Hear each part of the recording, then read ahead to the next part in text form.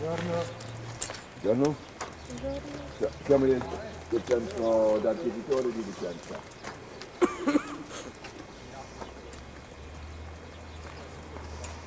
So I'll just say is an early villa of Palladio, probably designed about 1541, 1542. The owner bought the estate maybe 7 or 8 years before work began on the villa. He didn't belong to one of the great families. He'd made a lot of money by speculating on the salt tax. The tax farming arrangement was one whereby someone guarantees to pay to the state so much for the right to collect the tax. And of course, if you can't get that amount of money, you may be in financial difficulties. You have the right to collect it, but if you pay 100,000 ducats to collect the salt tax of the province of Vicenza, and you only pocket in the end 30,000, you are in trouble. And this man got into trouble and had to sell the villa, which he sold to a Venetian noble, before the villa was completed. It's an interesting building because of its relatively modest, small scale, and also because Palladio incorporated an earlier structure, probably a tower house, possibly going back to the late 14th century or early 15th century, which is in that corner there.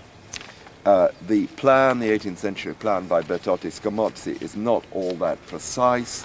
It doesn't show you the real difference between the wall thickness in that corner. But if you look at the end wall, you can see the building line quite clearly between the older structure and Palladio's addition to it. But Palladio's own project, which corresponds really quite closely to the real wall thicknesses, shows you the thicker tower form here. And just by now glancing at the three-room arrangement, you can see that this is much more awkward and quite different from the layouts where we've seen where the big room tends to be that 18 by 30 foot room. The big room here is that big square room, which comes from the pre-existing building, and the whole design has been fitted round that, balancing it on this side. The main reception hall is T-shaped and actually does have a cross vault. There have been a good number of alterations in the inside, not of a very definitive sort. They could be removed, dividing the height of the side rooms and so on. It's lost most of its skin of plaster, unfortunately, but the stone is in a good state of repair. This is a building which has had a very admirable, exemplary study made of it by Marder, who has applied to it the very minute, careful, obsessive approach yes, of the archaeologist, and there's a marvelous set of drawings which the centro has and which will be published quite soon together with the historical material that I put together about the story of the salt, the patron's interest in music. I wanted to set up that's great. a musical academy with one of the Chiericati, and his sad fall from affluence and his sale of the villa. Would you like to say something about the surveys? You've worked closely with Marder. Well, I tried to help him to introduce this method in this area here, and that's how said it is the method of an archaeologist, measuring all the details of the building, the structure and the surface, stone per stone, like people do with temples and with discoveries, the subsoil. This is quite something. There were two reasons for it. One reason is that the building for an archaeologist is in very good conditions. It's quite unaltered. It's not restored. That's great. Yes. It's not the Palazzo Portofesta or the Or- Palazzo or Chericati. shiny and false. It's completely, this is in very good conditions. People could say it's in bad conditions, there are cracks there. No, it's in perfect conditions. And after restoration, it will be in different condition and not as good as now. So the reason was, it's a building in an interesting state for an archaeologist, and the owner, a very much interested man in the building he owns, wants to have it restored. And so there has to be taken a decision about a lot of details. And it's important to know before what could be done, what should be done. And this is much easier on the basis of a good drawing and of the relative notes on the drawing. It's not only a drawing, but on the drawing you find information about the reasons of all the cracks, whether the plaster is from the first decoration period or whether this plaster coming from a later period, whether there's different layers of plasters and everything. So you have the possibility to invent a decent program of restoration and to decide whether it's possible to protect all the elements from the 16th century in the way they should be protected, and not just get rid of the plaster, put a new one on it like Portofesta, but to preserve it as part of the building. It's part of architecture and it always has been considered part of architecture, not only from the structural point of view, but from the evidence. And in the last building we have seen together, you maybe mentioned that the surface of the plaster had tiny little lines, and the surface was structured with, in an ornamental sense. It's a fiction of a structure in stone.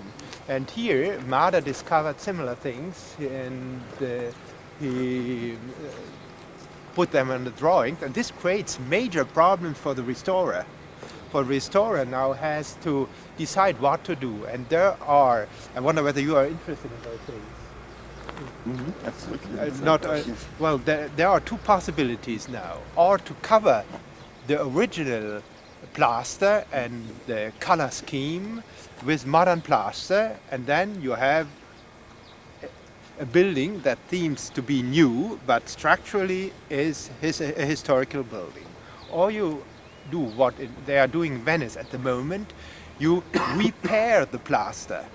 You add where the plaster is lacking, you add new one, and where the plaster is in fairly good condition, you keep it, and at the end you add a layer, a very, very thin layer of culture, lateral culture, chalk, Just Kalkmilch. It's you. Was ist culture in English?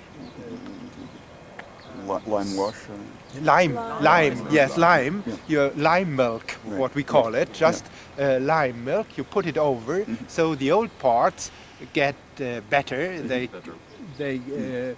The surface is not open, but it's closed again, and you get something like an equal surface. It's not completely equal. You always have the idea that something has been repaired, that's an old one, it needed treatment, but it's quite different from the Palazzo Portofesta that seems built yesterday, and that's the difference. And this architect, he is an archaeologist, Mader, and a specialist of the restoration of historical buildings, tried to offer with this material the basic information in order to take decisions for the exterior part and for the interior. In the interior you have a lot of different layers of plaster, 16th, 17th, 18th century. You have very beautiful fragments of the original pavement. In the roof you have something considered by non-specialists extremely dangerous, and what is true, it is not dangerous. It's very easy to repair the situation of the roof where the vertical thing touches the vault, and people try to say this has to be eliminated, and it's very easy to repair. This is one aspect of it. So all the drawings are in the centro as photocopies, and if you should be interested, just have a look on this series of drawings from the cellar first floor to the roof, and the 4 facades, and what is that in English?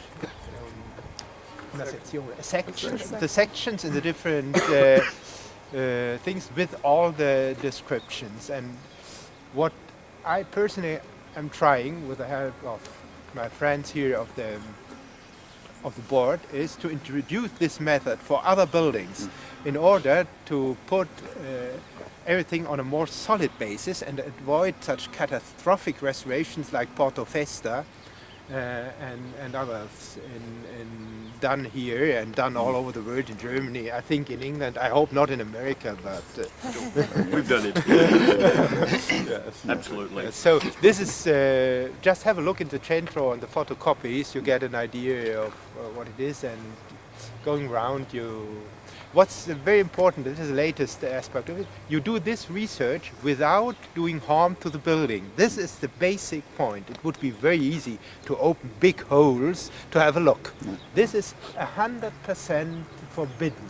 You are only allowed, and normally people do it, you are not allowed to do that. You have to describe what you see, and when it's absolutely necessary, open 10 square centimeters in the surface, not in the structure, and doing what we call in Italian scalette, just steps. Which we've seen in various buildings, these little scrapes. Scrapes, but this should be done in a decent way, not like the way we have seen it in the Poiana, where it has been done like this. This should be done by experienced restorers, knowing how to treat surfaces and to read surfaces.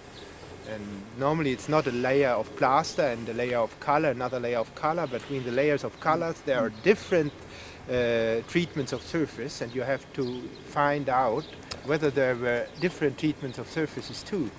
And well, this is a long story, so excuse me, I've been too long. Thank you very much. Thank you. Has very good. anybody said to you, Much less efficient, for it gives you only visual evidence what the machine sees. But here, the brain of an experienced archaeologist translates visual evidence in lines and adds explanations. And the photogrammetry never gives you an idea what's behind the visual angle. Where from scaffolding, the archaeologist sees what's behind and explains it.